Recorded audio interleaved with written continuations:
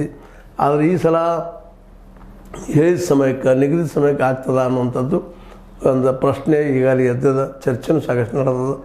ಈ ಚರ್ಚೆಗೆ ಅಂತ್ಯ ಯಾವಾಗಂದ್ರೆ ಇನ್ನು 2-3 ದಿನದಲ್ಲೇ ನಮ್ಮ ಬಳ್ಳಾರಿ ಡಿ ಸಿ ಅವರು ಡಿಸಿಷನ್ ತೊಗೊಂಡು ಜಾಗ ಫಿಕ್ಸ್ ಮಾಡಿ, ಜೊತೆಗೆ ಸಮಯನೂ ಫಿಕ್ಸ್ ಮಾಡಿ, ಜೊತೆಗೆ ಅಧ್ಯಕ್ಷರ ಕನ್ಫರ್ಮೇಷನ್ ಮಾಡಿಕೊಂಡು ಮುಂದಿನ ಇಡುವ ಎಲ್ಲ ಸಾಧ್ಯತೆಗಳಿದ್ದಾವೆ.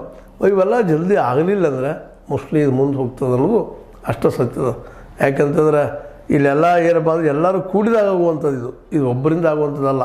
ನುಡಿ ಜಾತ್ರೆ ಎಲ್ಲರೂ ಕೂಡಬೇಕು, ಚರ್ಚೆ ಮಾಡಬೇಕು ಎನ್ನುವಂಥ ದೃಷ್ಟಿ ಇಟ್ಕೊಂಡು ಇದು ಏನಪ್ಪ ಆಗಬೇಕಾಗಿದ್ದು. ಮತ್ತು ಜೊತೆಗೆ ಈಗ ಹೇಳಿದ್ದೆ ನಿಮ್ಗೆ ದೊಡ್ಡ ಪ್ರಮಾಣದಲ್ಲಿ ಒಂದು ಯುವ ಪಡೆ ಬೇಕಾಗ್ತದೆ. ಜೊತೆಗೆ ಎಲ್ಲ ಓಡಾಡಿ ಕೆಲಸ ಮಾಡೋದು ಜನ ವಿದ್ಯಾರ್ಥಿ ಹುಡುಗರು ಬೇಕಾಗ್ತಾರೆ.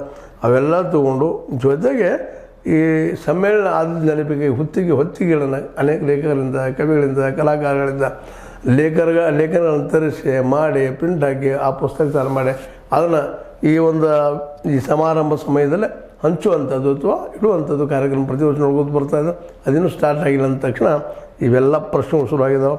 ಈ ಪ್ರಶ್ನೆಗಳಿಗೆಲ್ಲ ಉತ್ತರ ಕೊಡ್ಬೇಕಾಗಿದ್ದು ಯಾರು ಅಂತಂದ್ರೆ ಮಹೇಶ್ ಜೋಶಿ ಅವರು ಬರ್ತಾಯಿಲ್ಲ. ಅದೇ ಒಂದು ಪ್ರಾಬ್ಲಮ್. ಈಗ ಬರ್ಬೋದು, ಅವರು ಇಷ್ಟರಲ್ಲೇ ಬಂದು ಇದನ್ನು ಮುಂದುವರಿಸುವಂಥ ಕೆಲಸ ಆಗ್ಬೋದು. ಬಟ್ ಅದೇನೋ ಆಗಲಿ, ಈ ಒಂದು ಸಮ್ಮೇಳನ ಯಾವುದೋ ಒಂದು ಕಾರಣಕ್ಕೆ ಯಾರದೋ ಕಾರಣಕ್ಕೆ ನಿಲ್ಲಬಾರ್ದು ಅನ್ನೋದು ಕನ್ನಡದ ಒಂದು ಸಾಹಿತ್ಯಗಳಿಗೆ ಮತ್ತು ಕನ್ನಡ ಭಾಷೆ ಪ್ರೇಮಿಗಳಿಗೆ ಒಂದು ಏನಪ್ಪ ಅಂತಂದ್ರೆ ಒಂದು ಕನಸು.